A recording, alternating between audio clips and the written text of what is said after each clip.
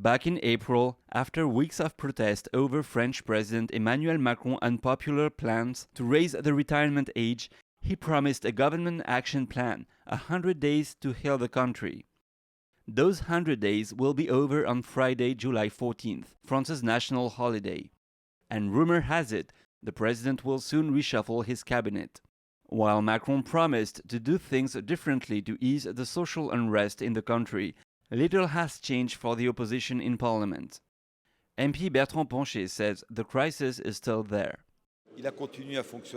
Macron has continued to operate as he did before. He's imposing a pace and content of proposed legislation that leaves us no option but to oppose it or correct it on the margins. This is why our country is experiencing such a serious social crisis, and now such a serious political crisis.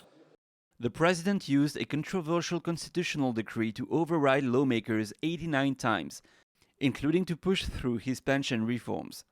His parliamentary group finds it increasingly hard to find compromise on new bills. An immigration bill, which the government had planned to put to the House in July, had been moved to autumn. Parliament really needs to retain its legitimacy. In particular, we need to change the plenary calendar. While we're at it, we might as well commit to a presidential system, as in the United States, with a separation of powers.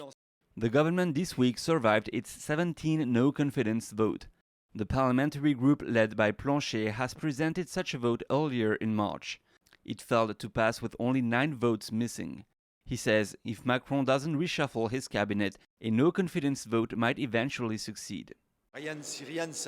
If nothing comes of this, well, we'll table more no-confidence votes, and this time, unfortunately, we'll bring down the government. But that's not really our objective, our aim. Our objective and our will is for the country to succeed.